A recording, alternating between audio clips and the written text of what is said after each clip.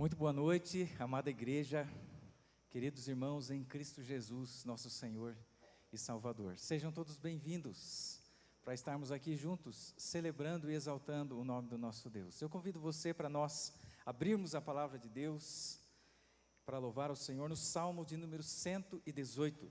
Salmo 118, a partir do verso de número 24. Salmo 118, a partir do verso de número 24.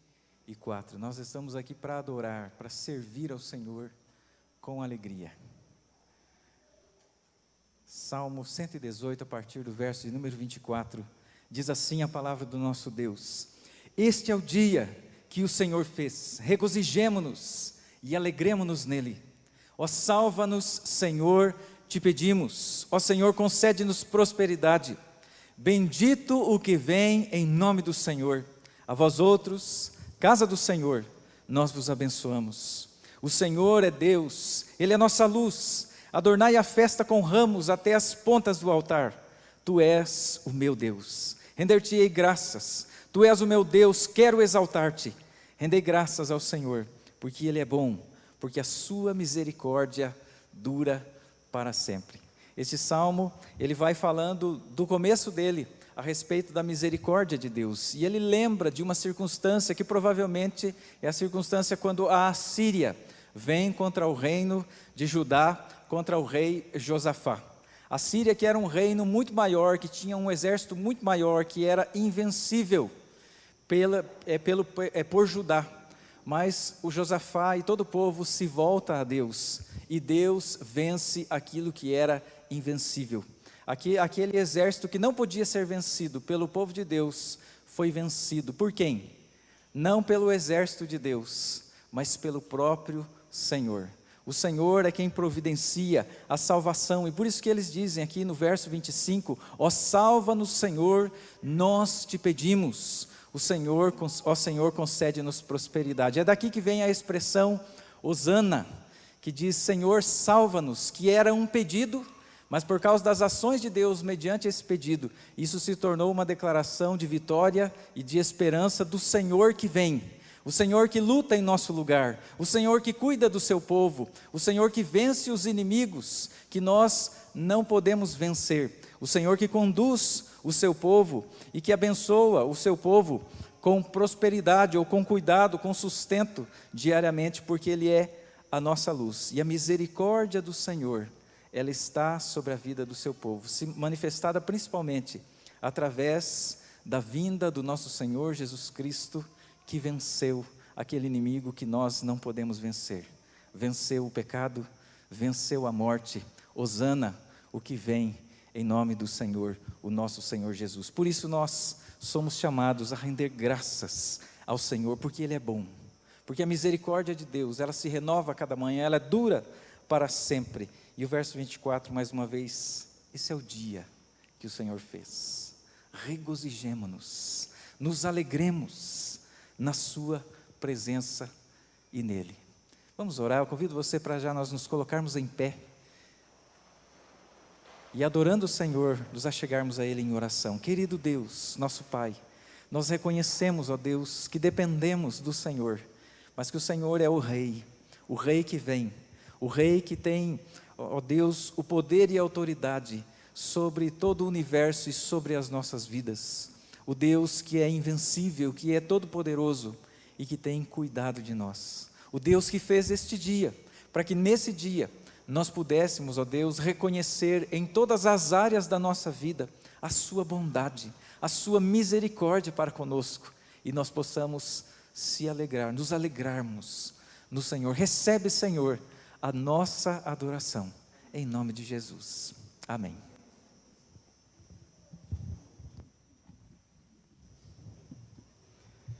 Boa noite, irmãos. Quero convidar a todos vocês que nós possamos estar adorando o nome do nosso Deus, que é bom, que é digno de todos os nossos louvores. E que com nossas palmas e as nossas vozes possamos louvá-lo e adorá-lo pelo que Ele é e pelo que Ele tem feito.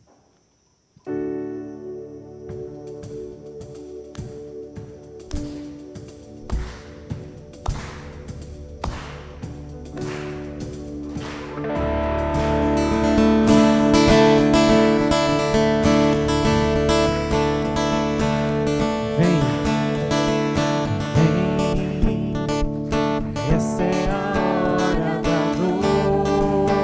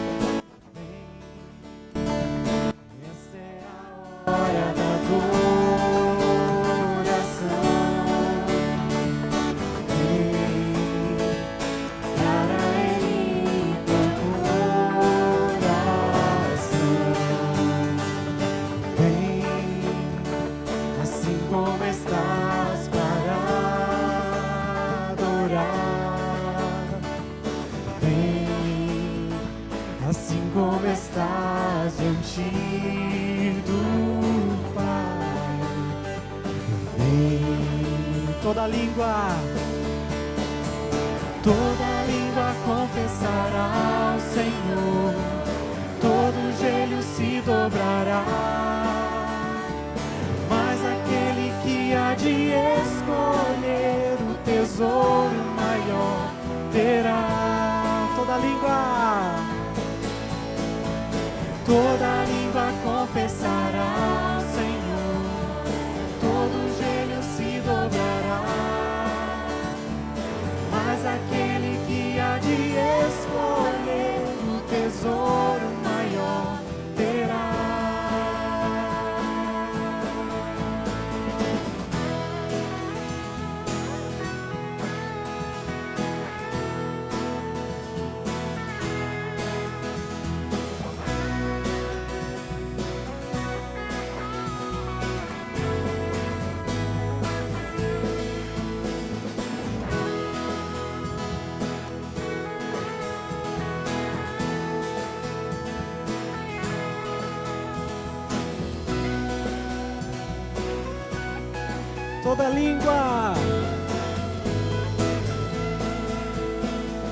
Toda língua confessará ao Senhor, todo joelho se dobrará, mas aquele que há de escolher o tesouro maior terá. Toda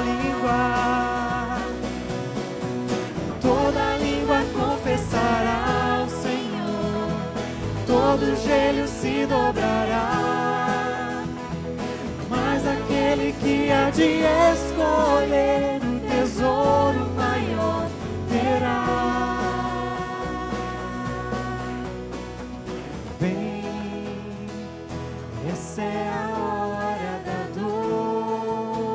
adoração. Vem dar a Ele teu coração. Vem, assim como estás para adorar. Vem, assim como estás diante do Pai. Vem.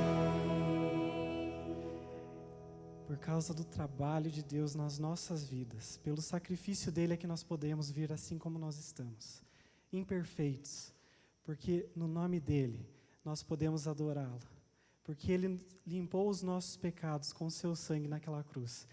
E firme nessas promessas que nós estamos adorando o nome dele. Amém?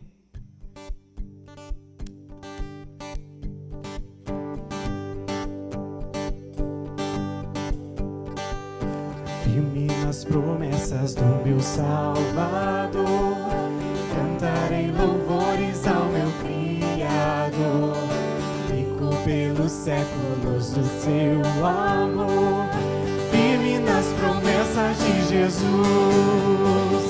Firme, firme, firme nas promessas de Jesus, meu mestre. Firme, firme, sim, firme nas promessas de Jesus. Firme nas promessas hei de trabalhar, tendo o verbo eterno sempre a me amparar. Mesmo em tempestades vou sem vacilar, firme nas promessas de Jesus. Firme, firme, firme nas promessas de Jesus, meu mestre.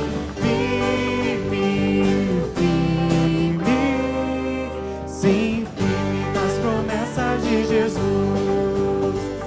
Firme nas promessas sempre vejo assim, purificação do sangue para mim. Plena liberdade já desfruto enfim, firme nas promessas. Firme, firme, firme nas promessas de Jesus, meu mestre. Firme, firme, sim, firme nas promessas de Jesus. Firme nas promessas do Senhor Jesus, em amor ligado sempre à sua cruz. Cada dia mais me alegro em sua luz. Firme nas promessas de Jesus. Firme, firme, firme nas promessas de Jesus, meu mestre. Firme, firme, sim, firme nas promessas de Jesus. Senhor Deus, muito obrigado, Pai, pelo seu sacrifício naquela cruz. Por meio desse sacrifício que nós estamos aqui, ó Deus, remidos pelo seu santo sangue que foi derramado, Deus. Nós te louvamos nessa noite pelo que o Senhor fez nas nossas vidas, ó Pai. Nos ajude a levar essa palavra para todos os nossos colegas e que mais pessoas possam receber essa boa nova, ó Deus. Também receba nesse momento os nossos dízimos e as nossas ofertas e que sejam usados para a sua obra. Em nome de Jesus, amém. Na próxima canção, quem veio preparado, então, para estar ofertando ou dizimando, pode estar trazendo aqui no gasofilácio, sempre respeitando aquelas distâncias, tá bom?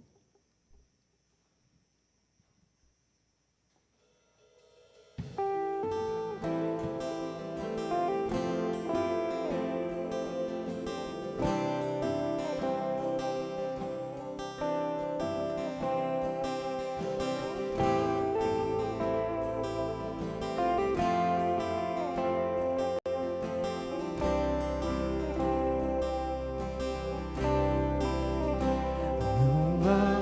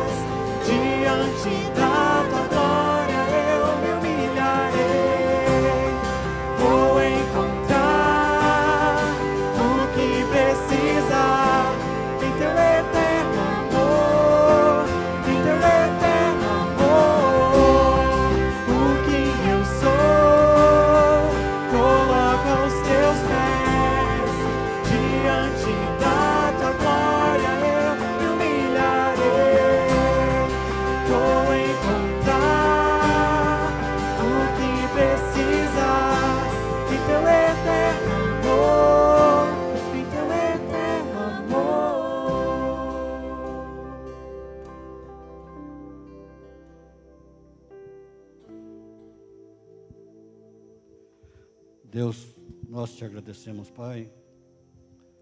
Nós nos humilhamos diante de Ti, reconhecendo que é o Senhor quem nos sustenta teu povo, e o Senhor tem nos dado o que precisamos. Louvamos o Teu nome por estas ofertas, esses dízimos que foram aqui colocados, e pedimos, Deus, que o Senhor nos ajude, para que isso se multiplique para a honra e glória do Senhor. Obrigado por tudo, em nome de Jesus. Amém. Os irmãos podem se assentar.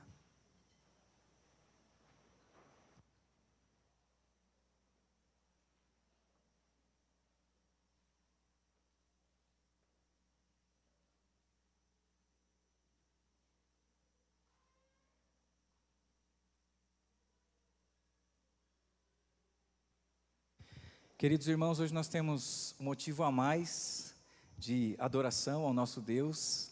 Foi quando nós tivemos a nossa assembleia, então foram eleitos presbíteros e diáconos para assumir o lugar daqueles que estavam com o mandato vencendo. Eu quero chamar aqui à frente os presbíteros que estão na ativa, o presbítero Rony Halick, o presbítero Júlio. Está aí o presbítero Júlio? Está, né? Presbítero, isso. E o pastor Ramon. Por que esses? Porque esses são o conselho atual vigente. Pastor Ramon, por gentileza. Quem é que ordena? Quem ordena oficiais não é o pastor sozinho, mas é o conselho da igreja. É o concílio. E esse é o concílio que está atuante. Os demais já são presbíteros em disponibilidade, que havia vencido o mandato, mas que nós não podíamos ter feito, não pudemos ter feito as eleições antes, e aí nós caminhamos como conseguimos até a nossa assembleia. Então, em nome do conselho, nós queremos, em primeiro lugar, agradecer aos irmãos que até esse momento foram os oficiais que estiveram trabalhando, mas que tiveram por um motivo ou outro, agora deixando os cargos para que outros então assumam os seus lugares e possam continuar a obra que é de Deus. Então, muito obrigado então aos diáconos Carlos Gomes, o Dave Maximowski, o Valdemar Moreira Filho, que está em casa cuidando da família, também ao presbítero Eloy Johnson, né?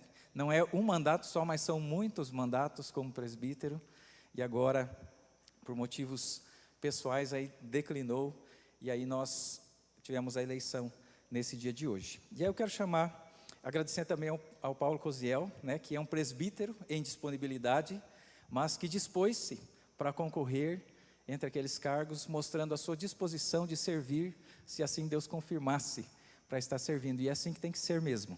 E agora eu convido os irmãos, os presbíteros que foram eleitos, presbítero Anderson Silvério, presbítero Josias Chuse, que já são presbíteros, e o presbítero Rony, ele está viajando, então um outro dia vai ter a investidura deste irmão, porque a investidura precisa ser feita diante da igreja, porque há compromissos diante da igreja, e a igreja também se compromete com os oficiais, para que nós possamos caminhar.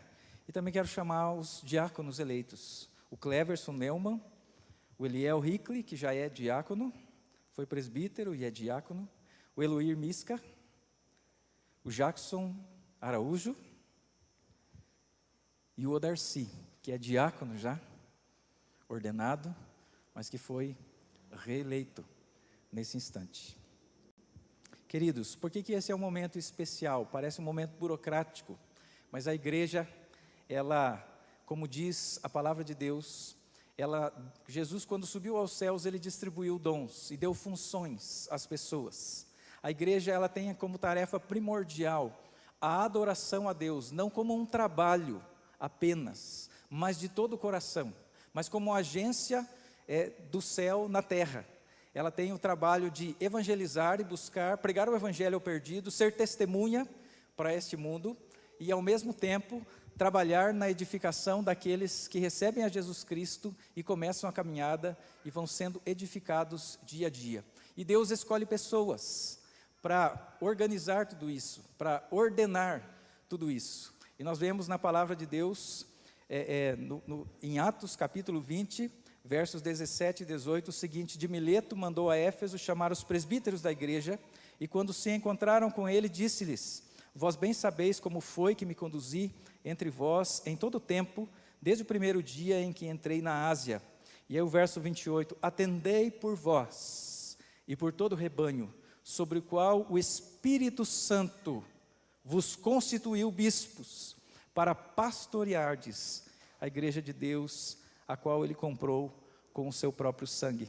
Também, no começo de Atos, lá no capítulo 4, nós vemos que as necessidades da igreja, tanto as espirituais quanto as materiais, elas eram supridas pelos apóstolos.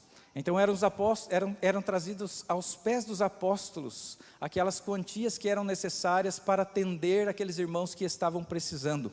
Mas a partir do capítulo 6 de Atos, nós vemos a instituição dos diáconos, para que os apóstolos então não precisassem deixar o estudo e o ensino da palavra de Deus e a oração, para ter que atender às mesas. Então eles oraram, buscaram em Deus uma resposta, e então eles disseram o seguinte: irmãos, verso 3 do capítulo 6, escolhei dentre vós 7 homens de boa reputação, cheios do Espírito e de sabedoria, aos quais encarregaremos deste serviço.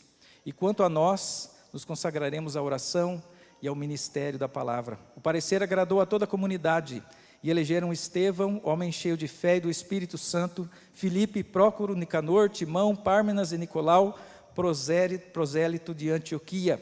Apresentaram-nos perante os apóstolos, e estes, orando, lhes impuseram as mãos. Crescia a palavra de Deus, e em Jerusalém se multiplicava o número dos discípulos, e também muitíssimos sacerdotes obedeciam à fé. Quando nós fazemos isso parecido com aquilo que está na Bíblia, de buscar aqueles que têm sido chamados, eleitos pela própria igreja, para serem os seus líderes e para ordenar os trabalhos dessa igreja e cuidar do rebanho de Deus, então nós caminhamos e buscamos que a palavra de Deus, ela cresça, não só no nosso meio, mas aonde ela for levada em todo esse mundo, e o nome de Cristo seja exaltado e seja glorificado. Os presbíteros, regentes, eles são representantes de Deus, mas são representantes também do povo. Como tais, eles são exortados na Escritura a cuidar de si mesmos e do rebanho. Eles também se encontram em Jerusalém, sentados em concílio com os apóstolos e outros presbíteros, representando igrejas particulares, tomando parte nas deliberações e chamados de irmãos. O decreto desse concílio começa, portanto, assim: os irmãos, tanto os profetas como os presbíteros, aos irmãos de entre os gentios em Antioquia, Síria e Cilícia, saudações. Atos 15, 23. Assim, pois, compete aos presbíteros regentes tomar parte no governo, na disciplina e superintendência das igrejas particulares a que pertencem, e da igreja em geral, quando para isto chamados, conjuntamente com os pastores ou ministros da palavra, no desempenho dos seus deveres, e ainda em conjunção com os ministros e mais presbíteros das igrejas respectivas, admitem a comunhão os que creem em nosso Senhor Jesus Cristo e estão arrependidos dos seus pecados. Velam com diligência sobre a vida e a doutrina dos membros da igreja, admoestam os que se portam desordenadamente, impedem, quanto lhes é possível, a profanação do sacramento da comunhão ou da ceia do Senhor, exercem a disciplina entre os impenitentes, readmitem os arrependidos ao gozo e a todos os privilégios da igreja cristã, e quando eleitos pelos respectivos concílios, tomam assento nos presbitérios, sínodos, assembleias gerais da nossa igreja, onde lhes compete deliberar e votar sobre todas as questões, juntamente com outros presbíteros e ministros da palavra. O cargo de presbítero regente é, portanto, de grande importância e solene responsabilidade.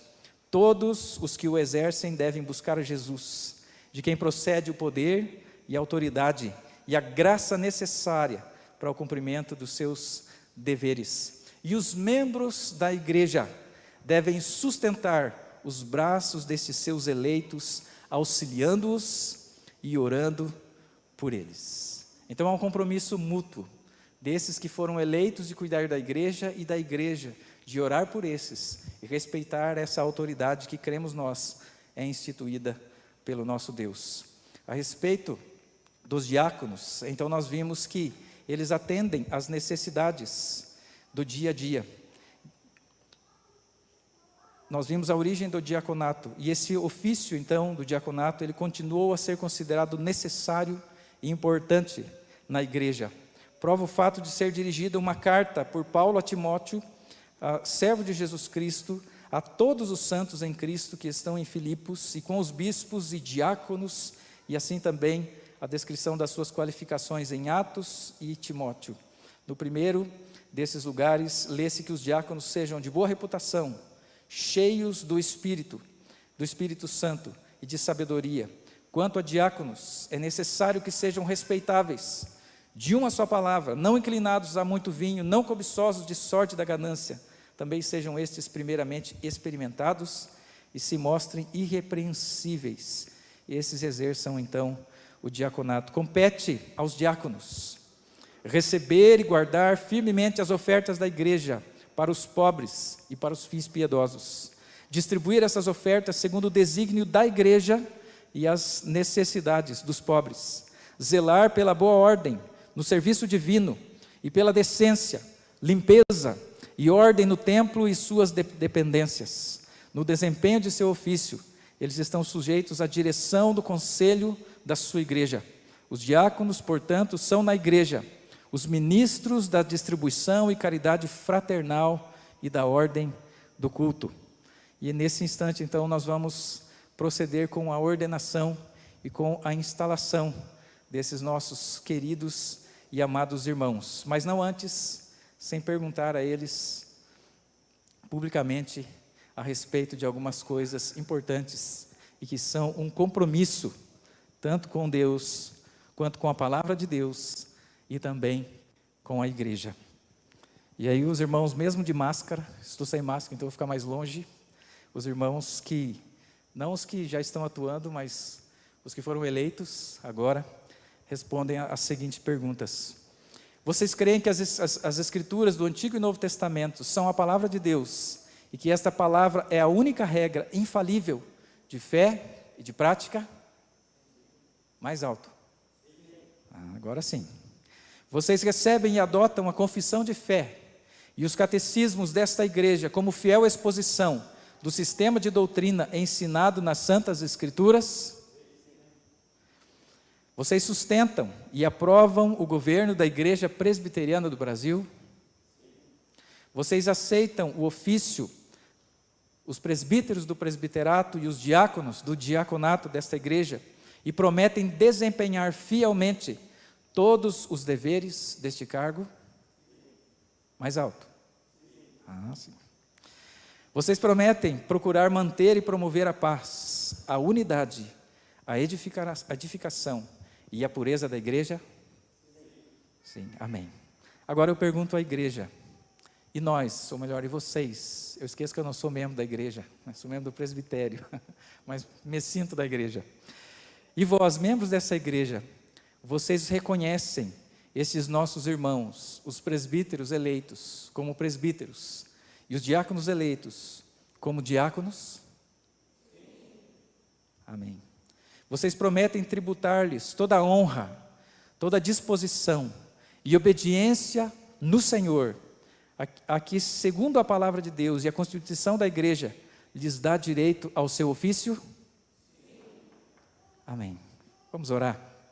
Querido Deus, nosso Pai, muito obrigado por esse compromisso, firmado, ó Deus, entre aqueles que o Senhor chamou como liderança e aqueles que são a igreja do Senhor e que são chamados, ó Deus, somos chamados todos juntos a pregarmos o Evangelho, a edificarmos mutuamente uns aos outros e juntos adorar o Senhor em tudo que fazemos e glorificar, ó Deus, em todos os sentidos, o Senhor, a sua palavra e o nosso Senhor Jesus Cristo, o nosso Salvador. Em nome de Jesus. Amém. Amém. Antes da investidura, vem a ordenação. Então, alguns diáconos apenas é que vão ser ordenados. Os demais diáconos e presbíteros, todos já foram ordenados uma vez. Então, eles já são diáconos e presbíteros, não precisam ser ordenados novamente. Mas os irmãos, então, eu convido para que se coloquem de joelhos. Graças te rendemos, porque o Senhor nos concedeu um Salvador, na pessoa do seu Filho, Jesus. E pela sua manifestação, ó Deus, o Senhor também levanta pessoas para que sirvam na igreja do Senhor. Permite, ó Deus, que esta mesma igreja sempre te bendiga e seja aqui um monumento da tua misericórdia.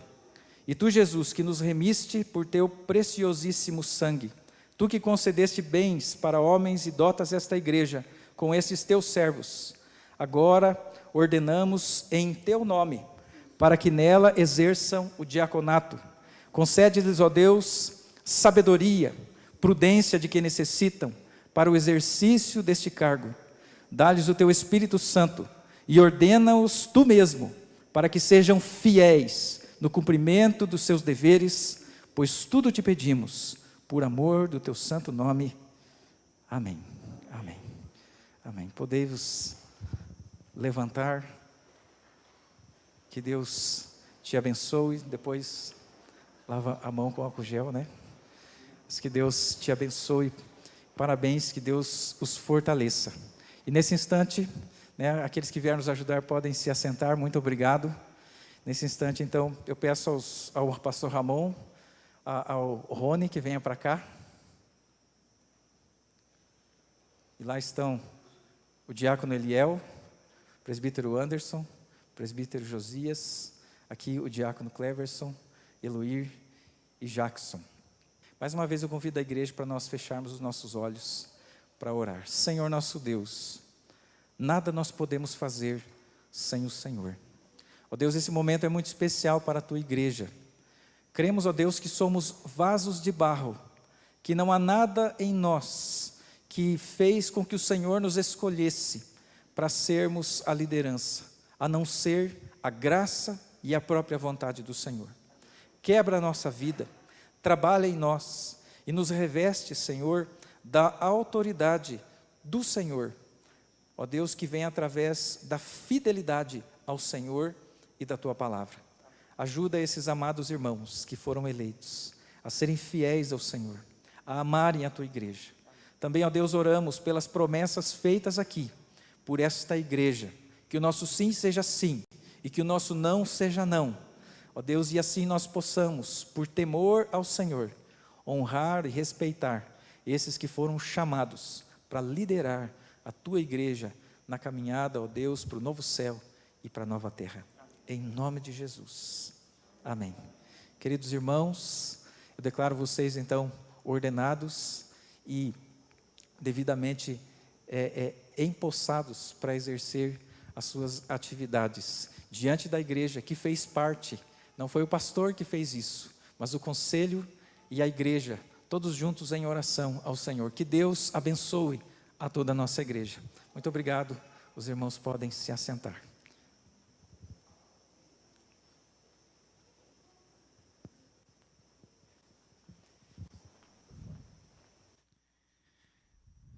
Boa noite a todos. Quero convidá-los a abrirmos a palavra do Senhor no Evangelho de Marcos.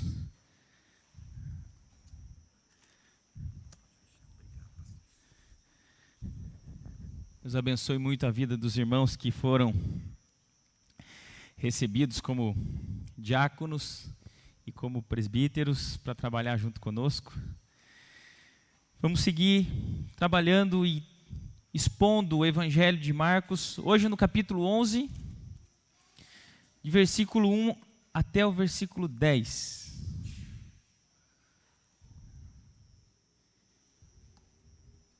Você que já encontrou, se puder acompanhar comigo aqui, algumas perguntas que eu preparei para a gente já ir meditando no texto. Em primeiro lugar, conforme a leitura que vamos fazer daqui a pouco, Jesus sabia que seria necessário, que seria recebido dessa forma em Jerusalém. Nós vamos ler o texto da entrada triunfal. Segunda, por que Jesus escolheu um jumentinho emprestado? Terceira, que tipo de expectativas habitavam o coração da multidão? E quarta e última, o que Jesus queria comunicar com tudo isso? Convido você então nesse momento à leitura, verso 1 a 10, Marcos 11. Diz assim: Quando se aproximavam de Jerusalém, de Betfagé e Betânia, junto ao Monte das Oliveiras, enviou Jesus 2 dos seus discípulos e disse-lhes: Ide à aldeia que aí está diante de vós, e logo ao entrar, achareis preso um jumentinho, o qual ainda ninguém montou. Desprendei-o e trazei-o. Se alguém vos perguntar: Por que fazeis isso? Respondei: O Senhor precisa dele, e logo o mandará de volta para aqui. Então foram e acharam o jumentinho preso, junto ao portão, do lado de fora, na rua, e o desprenderam. Alguns dos que ali estavam reclamaram: Que fazeis soltando o jumentinho? Eles, porém, responderam conforme as instruções de Jesus. Então os deixaram ir. Levaram o jumentinho, sobre o qual puseram suas vestes, suas roupas, e Jesus o montou. E muitos estendiam suas vestes no caminho, e outros ramos que haviam cortado dos campos. Tanto os que iam adiante dele como os que vinham depois clamavam: Hosana, bendito o que vem em nome do Senhor. Bendito o reino que vem, o reino de Davi, nosso pai. Hosana nas maiores alturas. Vamos orar, irmãos? Senhor Deus, ilumina a nossa mente, abre o nosso coração, nos faça, por favor, atentos à tua voz. Obrigado por essa passagem lida, que agora ela possa ser exposta por mim com simplicidade, mas com profundidade. E que eu consiga, Pai, apontar para as lições que esse texto traz. E a tua igreja seja abençoada pela exposição da palavra. Que sejamos, Pai, ensinados, encorajados, exortados, admoestados, e que possamos crescer espiritualmente e sermos mais cheios da presença do Espírito Santo à medida que estudamos aquilo que o Senhor deixou escrito para nós na sua palavra. Por favor, fala o nosso coração, Pai. Te pedimos assim, em nome de Jesus. Amém. Eu dei um título para essa mensagem, que está no próximo slide. Por favor. O rei humilde. Entradas triunfais são momentos de celebração e reverência diante de pessoas que fizeram algo incrível em favor do povo. Um exemplo que a gente pode pensar do nosso tempo de entrada triunfal, o que acontece quando uma seleção vai à Copa e conquista o campeonato mundial. Ao retornar é marcado um momento, geralmente na capital do país, onde ali os atletas que defenderam as cores da seleção são ali honrados, ovacionados, reconhecidos. Isso é comum até os dias de hoje. Mas nos tempos antigos, isso, apesar de acontecer muito tempo atrás, não era por vitórias esportivas, mas por conquistas banhadas a muito sangue e lágrimas. O pouquinho que a gente conhece de história antiga já nos traz à memória conquistas de povos. Nós sabemos que os reinos avançavam e cresciam em extensões territoriais à medida que, de maneira brutal, venciam outros exércitos. E quando essas guerras aconteciam, os reis vitoriosos eram recebidos por seu povo com festa, honras, aplausos, porque voltaram vitoriosos de sua missão. E o evento parava a cidade. Até os mais altos oficiais prestigiavam a chegada da vossa majestade. Era uma festa regada a muita bebida, danças, trombetas, louvores e muita alegria.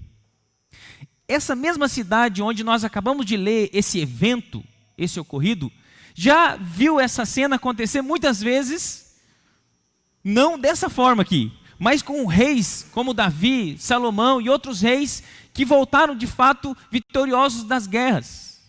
Nós podemos ver, por exemplo, lá no segundo livro de Samuel, uma passagem onde Davi dançava de maneira extravagante no meio do povo, inclusive foi repreendido por sua esposa Mical.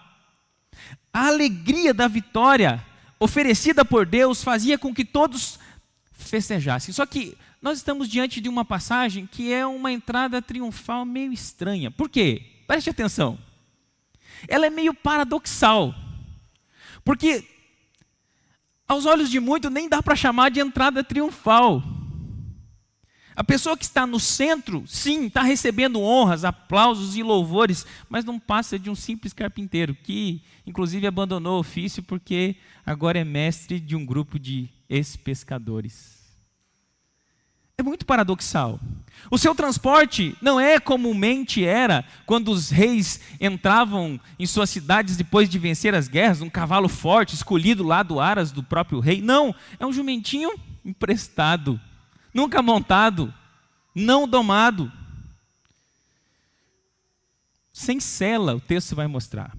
Havia uma expectativa nas pessoas que o ovacionavam, que celebravam aquele rei que está entrando, mas a sua expectativa era de retirada de um jugo imposto pelo Império Romano. A expectativa, essa celebração não acontecia pela alegria da vitória, mas por uma expectativa de que esse rei então seria um líder político que livraria Israel das garras do Império Romano. Tanto que eles usam essa expressão Hosana, que como o pastor apontou no início, significa ó, salva-nos Senhor, justamente nessa ideia. Por quê? Porque algumas páginas atrás, como nós estamos estudando, Jesus por 2 momentos multiplicou pães a 10 a 15 mil pessoas, pães e peixes. Jesus, inclusive, um pouquinho antes desse momento, ele ressuscita Lázaro. E o coração do povo está cheio de expectativas. Mas por que eu chamo essa entrada triunfal de paradoxal? Porque embora eles estejam cheios de expectativa de uma vitória, eles olham para Jesus e para os seus discípulos e não veem espada, escudo, nenhuma arma, nem tampouco soldados. Não tinha nenhum político e nenhum oficial presente. E os líderes religiosos que ali estavam, não estavam gostando do que estavam vendo. Os líderes do próprio povo de Jesus estavam reprovando tudo aquilo. Olha o texto.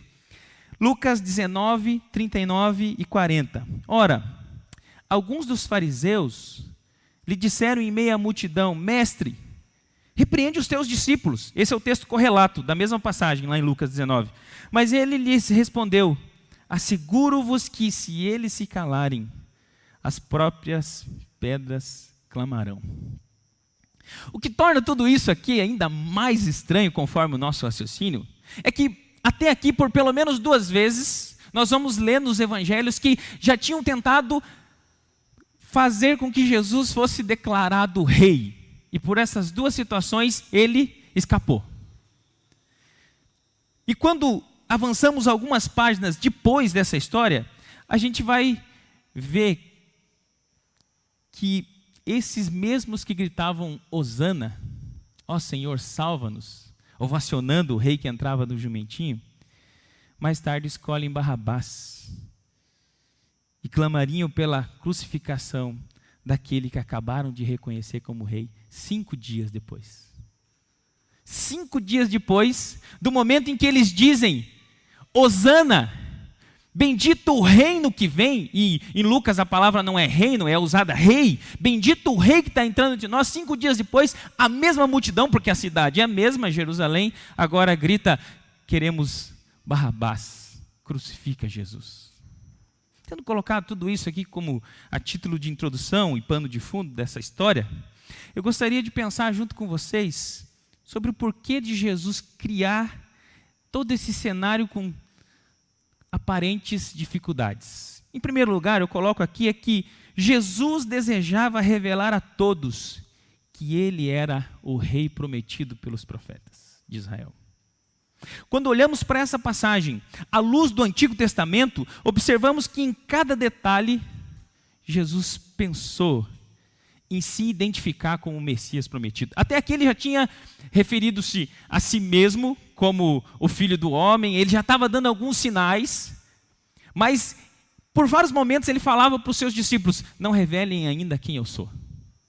Você vai perceber, se você ler o livro todo do Evangelho de Marcos, que até o capítulo 10, o texto que o pastor Ed trabalhou na semana passada, até o final do capítulo 10, acontece que Jesus está se preservando. Sabe dos riscos que corre se revelar quem ele é. A partir daqui, essa é a ruptura de Marcos. É do capítulo 11 em que o rei vai se revelar. Nas próximas semanas, o que nós vamos estudar são os movimentos do Evangelho, os movimentos de Jesus intencionais para revelar quem ele é. Olha só o que diz Zacarias capítulo 9, versículo 9, o texto aqui em tela. Muito tempo atrás, Zacarias disse: alegra-te muito, ó filha de Sião. Exulta, ó filha de Jerusalém. Eis aí te vem o teu rei, justo e salvador, humilde, montado em jumento, num jumentinho, cria de jumento. Jesus está pensando nos detalhes. Sim, ele está expondo que é um rei, mas ele faz isso de maneira a cumprir aquilo que os profetas falaram de si. O próprio rei Davi sabia que um dos seus descendentes seria rei para sempre. Isso ficou registrado no 2 Samuel 7, 12 e 13. Eu peço que você leia comigo. Davi está falando com seu filho Salomão, está dando uma série de orientações sobre a construção do templo e sobre como seria o seu reinado, mas aí no meio dessa conversa de Davi e Salomão surge algo estranho, que se você não interpretar à luz do que era prometido no Evangelho, você vai pensar que Salomão nunca morreria, ou que o reino de Israel, em termos nacionais, nunca acabaria. Mas olha o que ele vai falar lá em 2 Samuel 7, 12 e 13. Farei levantar depois de ti o teu descendente. Deus está falando para Davi, que procederá de ti, estabelecerei o seu reino. Este edificará uma casa ao meu nome. O Davi está pensando que está falando do Salomão. Mas aí olha só. E eu estabelecerei para sempre o trono do seu reino. De quem mais Deus poderia estar falando, senão do seu próprio filho, que de fato estabeleceria o reino para sempre? Olha o que diz o versículo 10 de Marcos capítulo 11. Bendito o reino que vem, o reino de Davi, nosso pai. Jesus criou um cenário nessa história toda, que a multidão, não está falando aqui dos escribas e dos estudiosos da Bíblia, que conheciam muito bem todo o Antigo Testamento, está falando de uma multidão que olhou aquela cena e pôde identificar claramente: esse é o prometido para Davi. Porque havia uma expectativa messiânica no coração do povo de Deus. A gente vê isso em João 4, quando aquela mulher samaritana começa a conversar com Jesus, e Jesus começa a confrontar algumas coisas, e de repente ela solta uma frase assim: quando o Messias vier, ele nos declarará toda a verdade. Essa expectativa era tão forte no coração do judeu, que ela permanece forte ainda no coração de uma samaritana, que era um judeu meio que de segunda classe assim. Até que Jesus olha para ela e diz assim: eu sou o que falo contigo, eu sou o Messias prometido. Um dos salmos mais cantados nas romagens, nas procissões de Israel a Jerusalém para a adoração anual, era justamente o Salmo 118 que o pastor leu no início, e nós nem combinamos. Olha só o que diz o versículo 19 a 26, eu vou ler um trecho um pouquinho diferente, se você quiser pode acompanhar aqui. Eles anualmente cantavam em procissão isso aqui. Olha a ligação que há séculos vem sendo cantado em procissão, ao entrar em Jerusalém, agora no momento em que Jesus, o verbo encarnado, está entrando em Jerusalém, eles citam o Salmo 118. E a partir do versículo 19 diz assim: abri-me as portas da justiça, entrarei por elas e renderei graças ao Senhor. Esta é a porta do Senhor, por ela entrarão os justos. Agora olha o próximo versículo, totalmente messiânico. A pedra que os construtores rejeitaram, essa veio ser a principal pedra, angular. Isto procede do Senhor e é maravilhoso aos nossos olhos. Esse é o dia que o Senhor fez, regozijemo-nos e alegremo-nos nele. Ó, salva-nos, Senhor, nós te pedimos. Ó, Senhor, concede-nos prosperidade. Bendito é o que vem em nome do Senhor. Repare que os líderes, eles não implicaram com Jesus por falta de evidências de quem ele era. mas pela dureza do coração e não querer se humilhar a esse rei, porque embora ele venha de maneira humilde, a multidão o reconheceu, mas o povo que o recebia e clamava hosana, e depois de uma semana o rejeitou, não foi por falta de provas, mas porque ele não era o tipo de Salvador que eles aguardavam. E continua sendo assim. 2000 anos depois, muitas pessoas estão desperdiçando a grande oportunidade de viver no Evangelho, porque Jesus não é o tipo de rei e de Senhor que as pessoas esperam. Não é alguém que me traz coisas, que faz o que eu quero, que ajeita a minha vida. Pelo contrário, é alguém que vive cobrando de mim. Não quero um Deus assim. Jesus era muito humilde para atender as expectativas. Depois de tantos sofrimentos de domínio político romano. E para você? Jesus não é muito humilde, de repente, e aos seus olhos enfraquecido para atender algumas expectativas tão fortes no seu coração. Ah, pastor, são tantos anos orando já e Deus não faz nada, eu tenho me desiludido com o Evangelho. Em segundo lugar, por que Jesus cria esse cenário? É porque Jesus desejava mostrar aos discípulos que estava com todo o controle da situação. Ainda que o texto não deixe muito claro se ele usou da sua onipotência e da sua onisciência ao dizer, lá naquele lugar vai ter um jumentinho, e aí vocês vão dizer essa frase, vai ser um tipo de uma senha aí, o cara vai liberar. O texto não deixa claro se foi na sua onisciência ou se foi de repente que ele tinha combinado com alguém. Mas isso também não importa. O importante é que os seus discípulos estão sendo provados a confiar que Jesus já sabe o fim desde o começo. Eles têm que agir por fé. Eles têm que chegar lá e pegar. Eles não conversam com ninguém, porque foi a orientação que Jesus deu. Vocês não vão pedir nada, vocês vão desamarrar o jumentinho. E aí, se surgir alguma reclamação, vocês dizem que o Senhor precisa dele. Isso vai ficar claro ali no versículo 2 a 6. E disse-lhes, ide à aldeia que aí está diante de vós, e logo ao entrar, achareis preso um jumentinho, o qual ainda ninguém montou. Desprendei-o e trazei-o.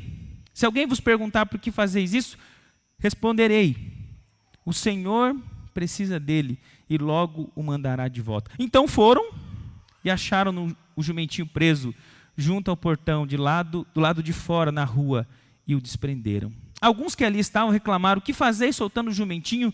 Eles, porém, responderam conforme as instruções de Jesus. Então, os deixaram ir.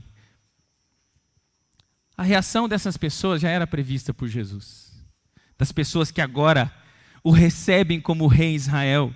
Por isso, ele sabe que não precisa se preocupar com nada. Ele sabe que o seu pai já cuidou de tudo. Seu pai já havia preparado essa cerimônia como uma exposição pública de quem era o seu filho. Aquele que até aqui fizera de tudo para ocultar a sua identidade. Por entender que não era chegada a sua hora. Agora, daqui para frente, começa a se revelar com toda a força. E chamar toda a sua atenção para si. Inclusive sabendo que por isso seria condenado. Jesus tem o controle de toda a história. Jesus não está sendo pego de surpresa em momento algum. Ele sabe que vai para a cruz. Inclusive, se a gente parar para analisar um pouco, os discípulos dizem, não, para Jerusalém não, Jesus, vamos para outro lugar. Ele diz, não, é lá a minha missão. Jesus mostra para eles que tudo aquilo estava de acordo com um plano traçado desde antes da eternidade. Eu não sei que efeito isso tem no teu coração. Mas enquanto eu preparava essa mensagem, Deus falou muito comigo. Falou muito em relação aos meus temores, às minhas preocupações, às minhas ansiedades, o crescimento dos meus filhos, sustento no futuro, saúde ou não. Deus já tem o controle de todas as coisas, Ele já vê as coisas acontecendo amanhã. É tão maravilhoso quando nós conseguimos olhar para a palavra e encontrar nela toda a base necessária para descansarmos em quem é Jesus. É Ele quem cuida de nós, Ele sabe do que você precisa. Ele já conhece cada desafio que a gente vai enfrentar todos os dias, Ele já sabe quantos dias a gente vai viver, e Ele já preparou tudo para a gente ultrapassar cada desafio. E o melhor de tudo é que Ele não está alienado. Ele está sempre do nosso lado, nos ajudando a cumprir cada propósito que tem na nossa história. Jesus criou um cenário para, mais uma vez, servir de parábola aos discípulos.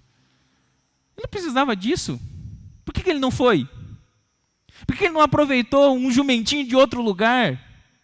Ele não só está preocupado com os detalhes dos profetas, mas ele está preocupado também com a maneira que tudo aquilo alcançaria o coração daqueles a quem está preparando para continuar a missão.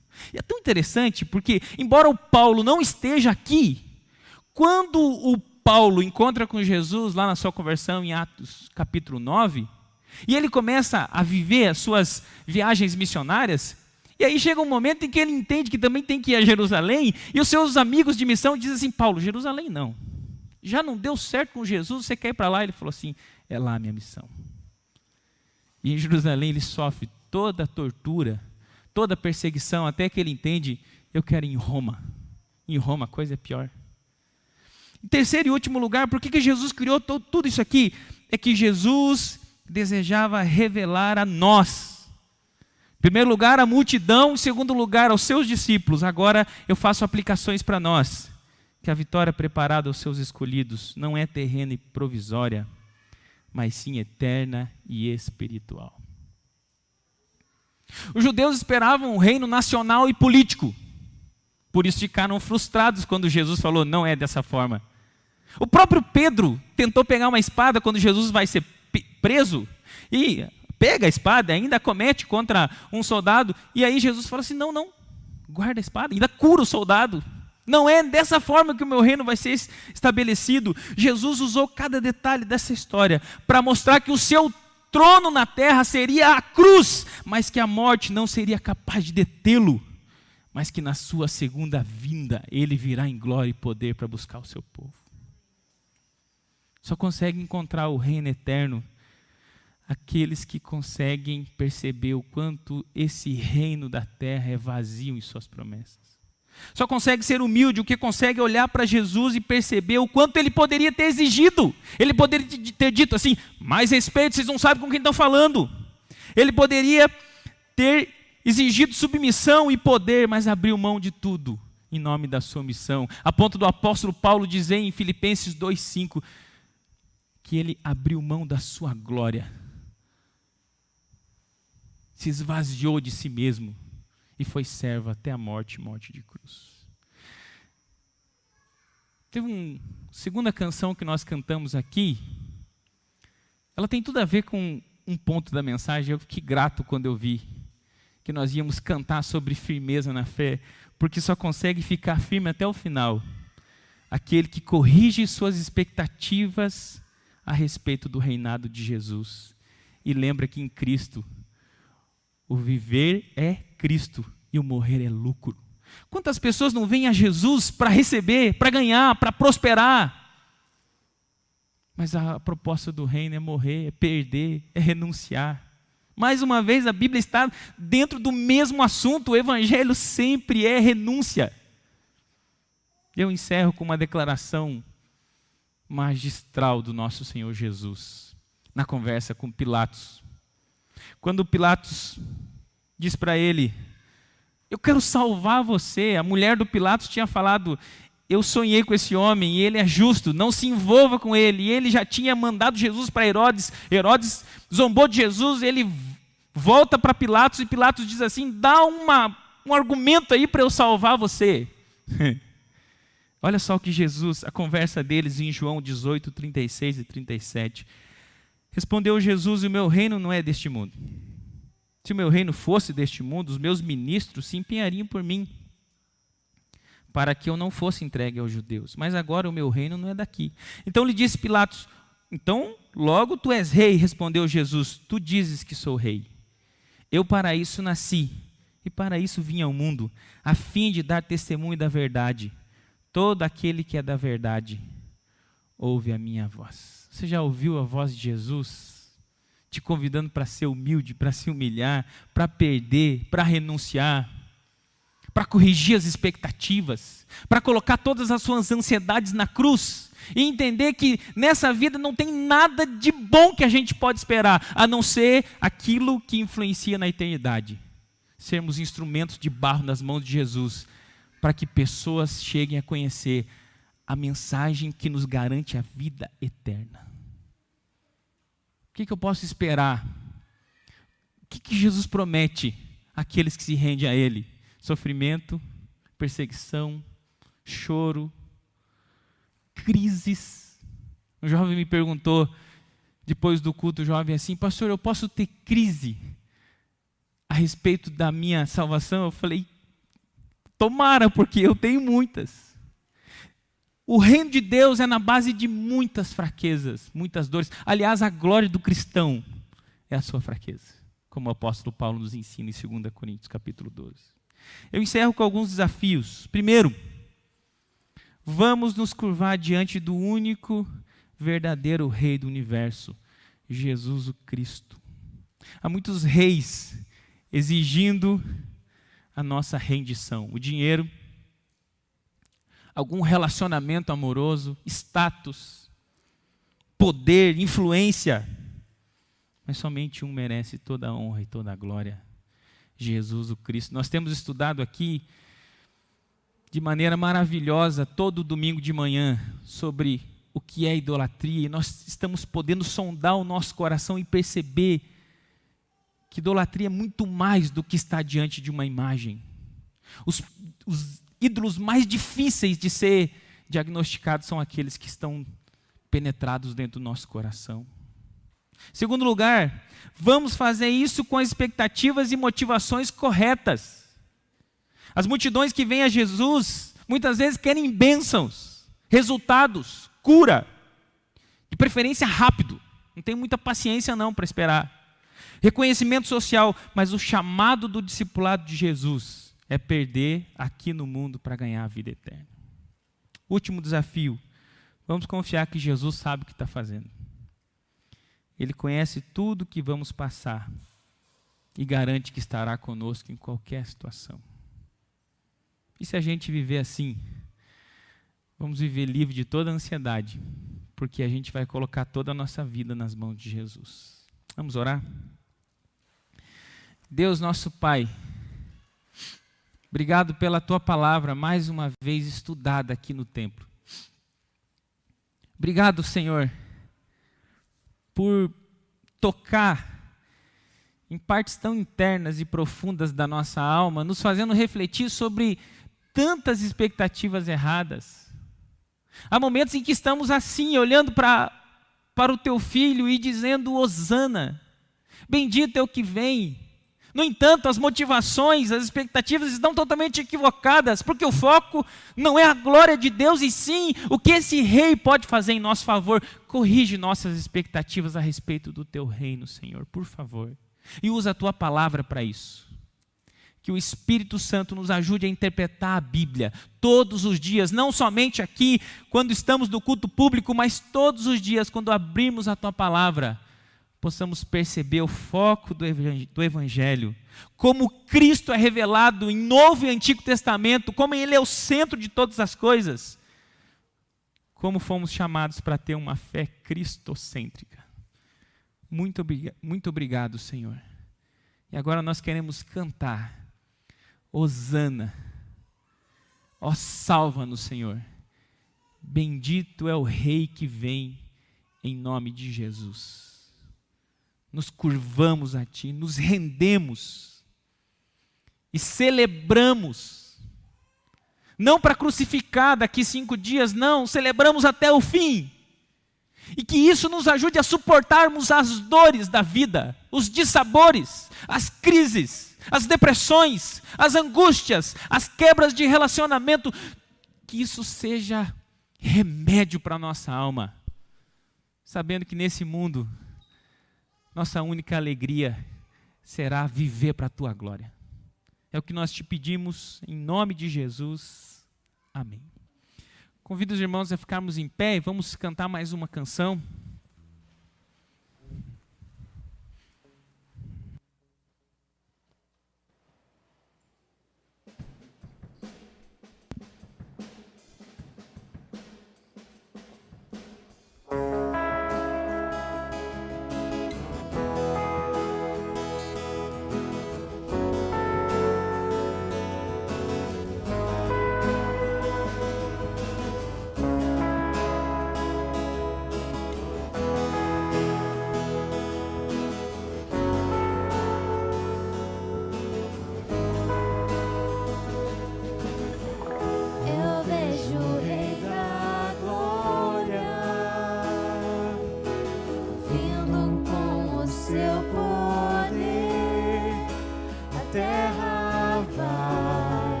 veja sua graça,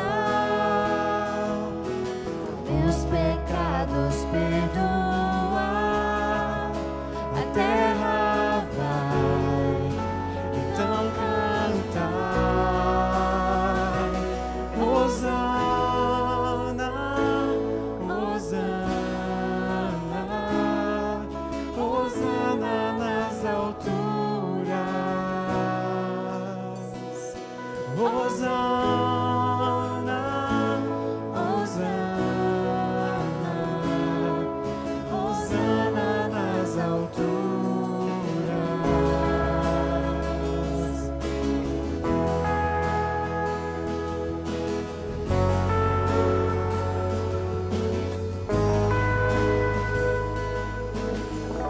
Eu vejo um povo eleito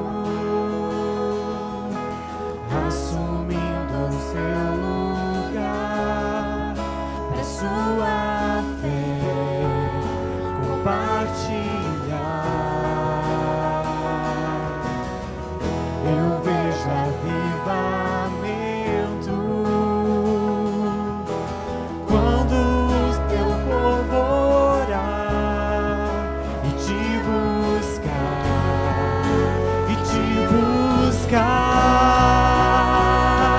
Hosana, Hosana, Hosana nas alturas, Hosana, Hosana, Hosana nas alturas.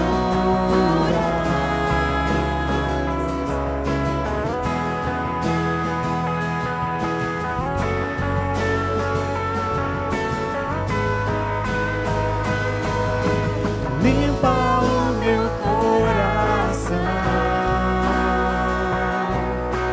abre os meus olhos para que eu possa ver.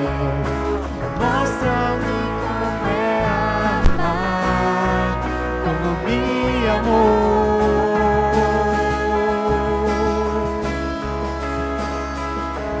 Quebranta o meu coração, tudo que sou é pra teu amor, pois contigo vou viver pra sempre.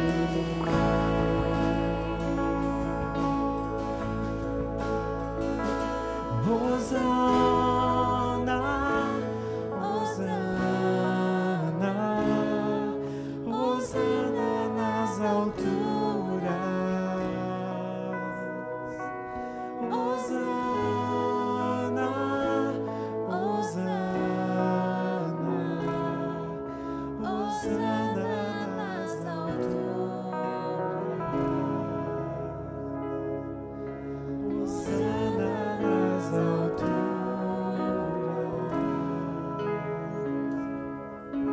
Hosana nas alturas. Hosana, Senhor. Hosana não dos desafios do mundo. Nós não queremos ser salvos das coisas daqui. Nós queremos ser salvos do pecado. A gente não quer ser salvo da doença, da pobreza. Isso haverá momentos em que a gente vai ter recurso ou não. A gente quer aprender com o apóstolo Paulo, que falou: aprendi a viver contente em toda e qualquer situação. Eu sei estar humilhado e exaltado, tenho experiência de abundância e escassez, por isso eu entendi que tudo posso naquele que me fortalece. Entendendo que esse tudo posso é tudo posso passar, tudo posso sofrer, encarar, uma vez que o Senhor me fortalece. Ajude a gente a lembrar, Senhor, que o pior dos nossos inimigos é uma coisa chamada pecado, que está dentro de nós e está na sociedade, está dentro da nossa casa. Ajude-nos, Pai, a partir dessa mensagem de hoje e dessa canção que acabamos de te oferecer, renovarmos nossas forças, recarregarmos nossas armas para vencermos o pecado. Hosana, ó Senhor, salva-nos do pecado, porque ele nos afasta de ti, porque ele gera morte, porque no início ele é bom, mas depois suas consequências são muito tristes. Quanto mais vencemos o pecado, mais nós desfrutamos da vida plena e abundante que o Senhor tem. Mais nós te sentimos no nosso dia a dia. Fortalece-nos a fé para vencer o mundo, para vencer o pecado e para vencer o diabo. Te pedimos isso em nome de Jesus. Amém. E que o amor de Deus, nosso Pai, a graça de Jesus, o Filho, o poder, o consolo e a instrução do Espírito Santo seja com todos vós agora e sempre. Amém. Eu vou convidar você a sentar mais uma vez, só porque eu gostaria de saber se alguém nos visita nessa noite. Eu queria que você levantasse uma das suas mãos. Já vi o Fernando e a esposa aqui. Eles são ovelhas do pastor Márcio lá em Laranjeiras do Sul. Estão nos visitando. Que bom